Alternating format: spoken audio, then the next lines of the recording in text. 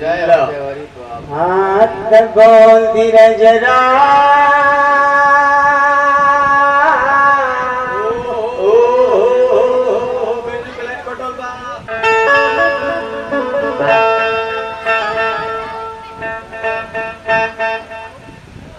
हाथ बोल धीरज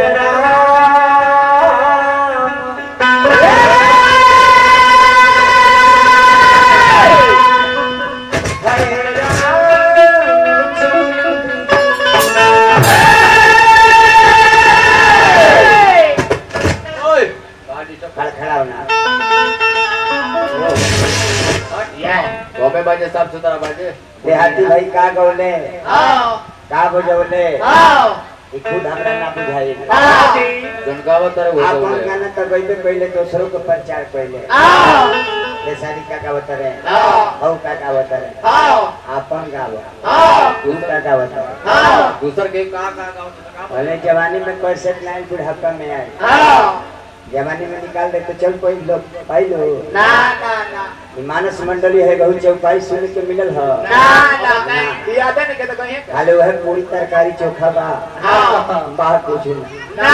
वही गीसर पिटल है पुराना वाला स्टार्ट करे से पहले ही 2 दिन 500 के नोट देती हूं बहुत लोग ब्यास जैसा रहला वैसा आवेला हम तनी कमाई हमार में ज्यादा में खेल भाई ना वो 500 रुपए सबर दिया जाए वाई रहलो पूरी खेलो के चाय के रहलो हां धारा के जानत रहुए सब पूरा एरिया के रहुए लो हां मैं उता काउंटर भाई दे दो आ कौन ठीक बा कि तू ही दे के आई हो खबो हां जी ये आगे ही दे दी है यो कोनो गारंटी नहीं आयो बयाना भी लो हेलो अरे ड्राइवर हम करो गोस्वामी जी तुलसीदास जी रामचरित मानस में लिखा क्या लिखा है सावरी सावरी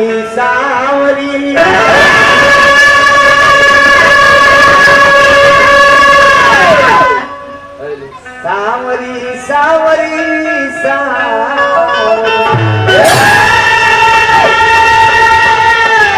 हेलो गोस्वामी तुलसीदास जी लिखत का बना कल युग के पहरा में लागल बलहरा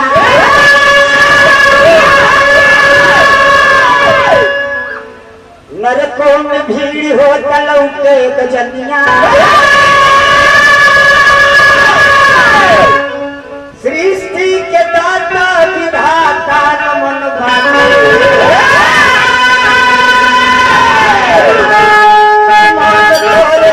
कुछ भागवत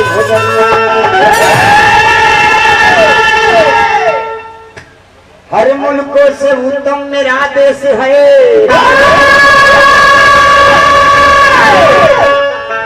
जहाँ मिलता है गंगा का पावन पानी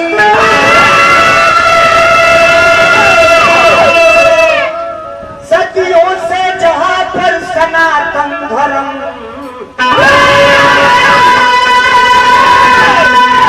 ब्रह्मा जहाँ पर हुए शिवदान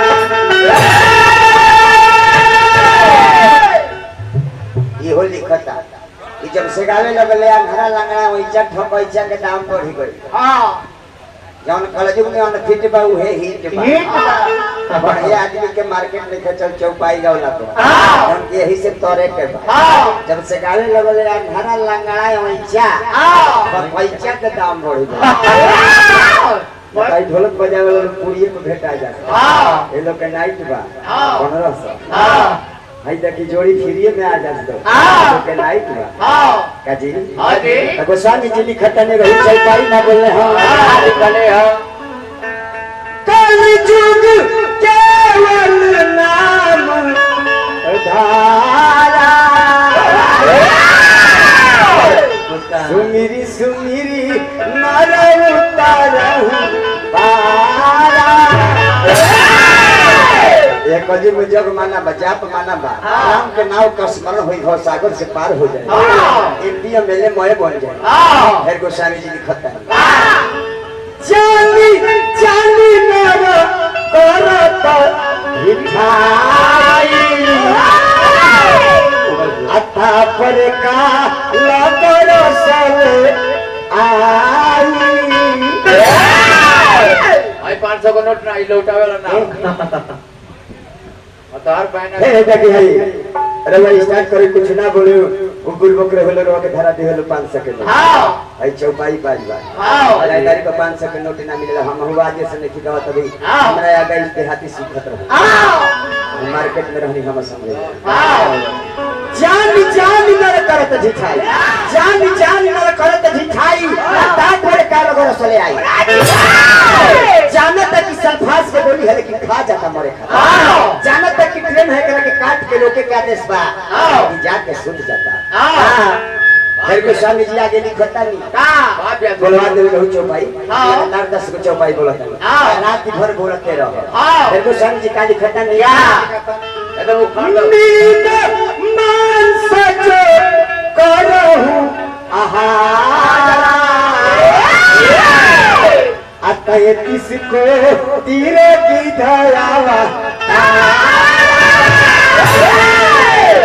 जे दुर्गा मीट मछली खाता 33 करोड़ बार की क्या अवतार हुई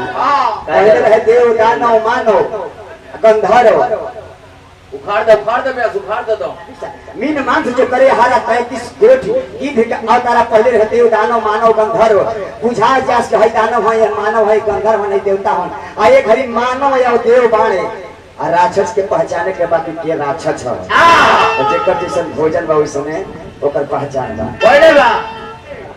मीन मांस जो करे हारा आ 33 कोटि की धयावा फिर को स्वामी जी आगे लिखता है क्या लिखता है क्या लिखा है फिर लिखता नहीं क्या लोग कहेला कि शंकर जी अमर बाणे उन्हों के बारे में लिखत कि वो हो अमर नहीं थन ओहे राम के नाम जपत रे तबो अमर बाणे ब्रह्मा विष्णु महेश केहू नहीं के अमर उनकर बापू अमर बाणे उनकर माई अमर बाणी उनकर बाबा अमर बाणे उनकर माई बाबा के ह विद्या जी कौन ही हतर खोला की तरफ खोला तर उतर करके ओ स्वामी जी लिखता नहीं ओ बताइए कि राम नाम जपी शिव अमर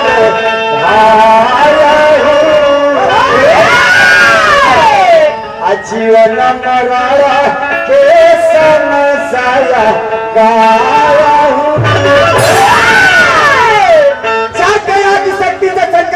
आदि शक्ति शंकर जी कहने की माई हमरा के अमर बना दे आदि शक्ति कहने की बेटा हमरा अमर बनावे के शक्ति नहीं थे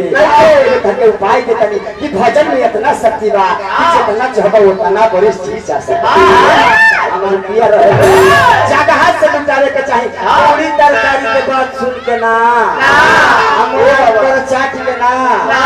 चौकाई पर संघत से गुण होत हो संघत से गुण जात पास फास मिश्री एके भाव पानी ना तो ना 500 का नंबर है ब्याज कहेंगे 12 बजे के बाद होला लेकिन गायत्री ठाकुर कहले रहले कि जबे कोनो धुन निक लागत त गावे के चाहे इनका बस के लेके गया हम लोग की गाती बस के बाद हम जादूवंशी रघुवंशी नहीं बा बिगाड़े लायल हम लोग का हो तो राम संघत से गुण होत हो असंघत से गुण जात बांस फांस मिश्री एके भाव विकार चोर से संघत करो और चोरी ना छूट करे लागो से काटे लागो डॉक्टर से संघत करो जिससे में तो सर्जन ना बनो लेकिन एक आध गो एंजाम्पू दवा के नाम जान जाए पियोकर से संघत करो फूल दारू ना पियो लेकिन एक आध कोई मारे लागो राम ना हो फिर पैसा करो आर यू एम राम आर के मतलब रेगुलर यू के मतलब यूज एम के मतलब मेडिसिन दवा की तरह करने से दारू फायदा करेला दूध फायदा करेला 40 दिन पाव भर पिए तो तन में निकाल चिकन आई आ दूध का फायदा है दारू का फायदा करेला जब मुंह में 10 दिन लेट रही तब फूल जाए फायदा करेला दारू के मदिरा के उत्पत्ति हमनिया के समुद्र मंथन से देव दानव मानव मिल के मंथन कइले आ मदिरा के उत्पत्ति भई आ दारू के उत्पत्ति चीन में भई है चीन में बेकार होला हिंदुस्तान के बेकार बनावे खातिर चीन के लोग हिंदुस्तान में भेज देला आज चीन के लोग बहुत कम दारू पियला आ हिंदुस्तान के लोग दारू पी के रोज मेहरारू का रेप करता या मारता ये तो भजन लागल ले उखाड़ दो भजन में लागल बाबू भजन के बाद निर्गुण भजन पूर्णिमा चली ले आर बालमी का तुला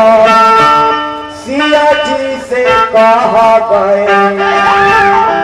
एक दिन कला जुगा आएगा। वाल्मीकि तुलसी जी से कह गए कि एक दिन कलयुग आएगा। वाल्मीकि तुलसी जी से कह गए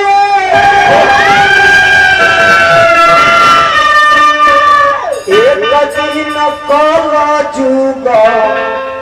आएगा। ब्राह्मण होके अरे वेदना जानी बजारे के नहीं खे मूर्ख ही जन्म गवाएगा।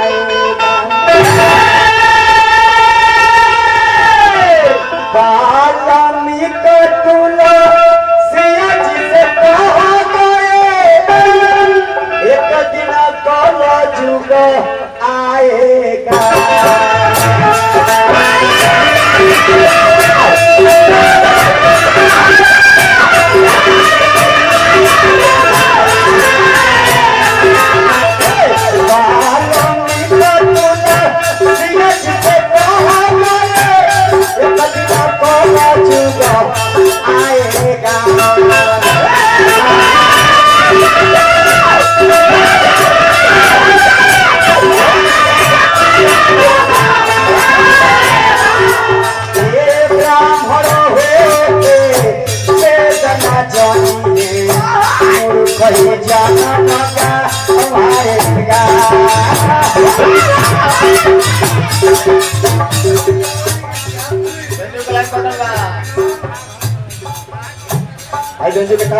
के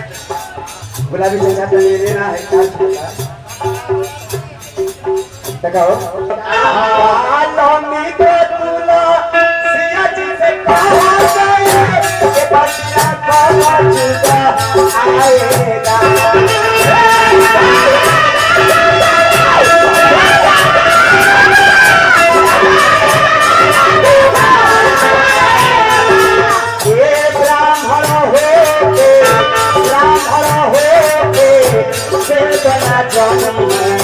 मूर्ख ही जन्म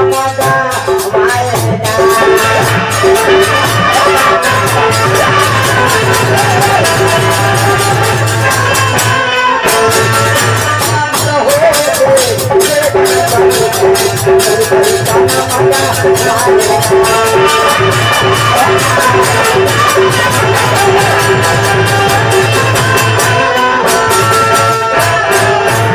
वाल्मीकि तुलसी जी से कह गए एक दिन कलयुग आएगा। ब्राह्मण होके वेद रचनी है मूर्ख ही जन्म गवाए। क्षत्रिय लोग के का हो यदुवंशी रघुवंशी के बारे में का लिखता है बिना खड़ग के खड़ग माने तलवार होला बिना खड़ग के छतरी होई है शूद्र ही राज चलाएगा।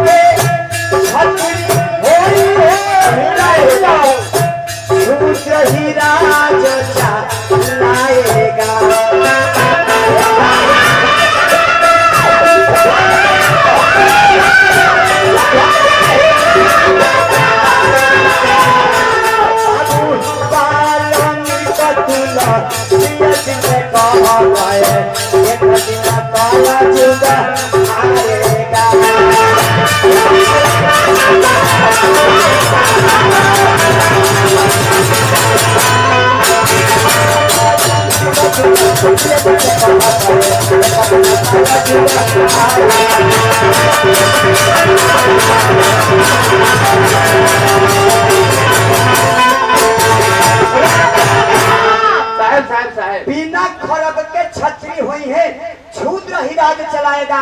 शूद्र मन नारी होते मर्द कपड़ा खींचे खाना बनी है मेहरारू राज चलाएगा। 5011 हमारे हॉस्पिटल बात इतना होता अजाना समय 4,32,000 कल जो कटवाई दिया 2 लाख जीती जाए तो कितना होते चाहिए उखाड़ दे भैया उखाड़ दे कि बेटा तू अरे पिता के ना छीनी होगा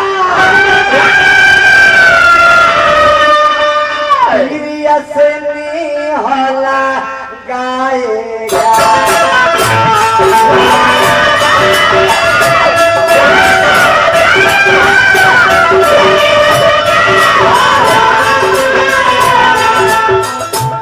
बेटा मातुकी ताके नाची नहीं होला दिया से नहीं होला गाएगा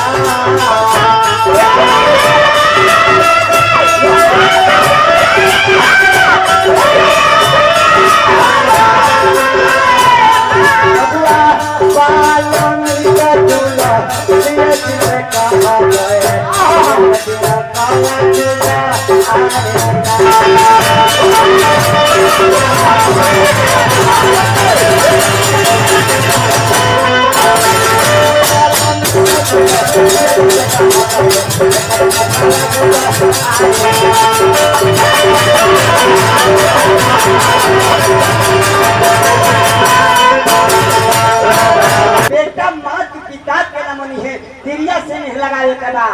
एको बाप महतारी 5 गो लड़का पैदा कर दी 5 के पेट भरी लेकिन यह कलयुग में 5 को बेटा मिलके एगो महतारी के बेटा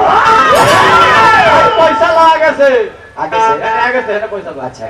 ब्याज पीछे रुपया रहते यही तरह जगह हाथ से लुटाओ जाला शब्द पर अशब्द बना का के पैसा लेते बतिया के ना तो नहीं तो बढ़िया चीज हमनी का बोले वाला व्यास ना है जा खोले वाला उखाड़ दे फिर लास्ट करीब में भाव लगा कि तिरिया आपन पुरुष नाची है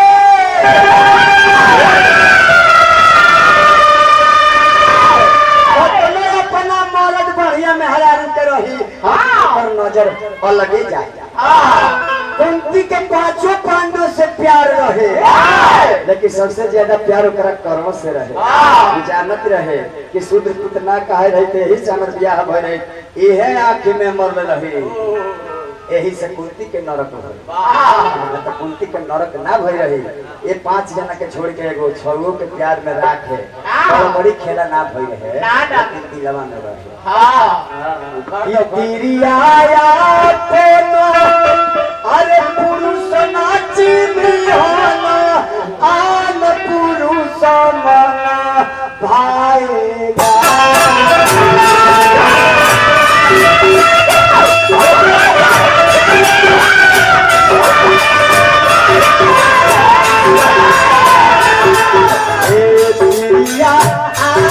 पुरुष नाची होना आन पुरुष मना भाएगा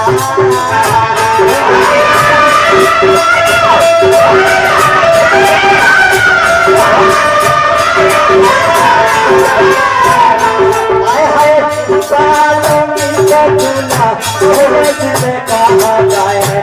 एक दिन आएगा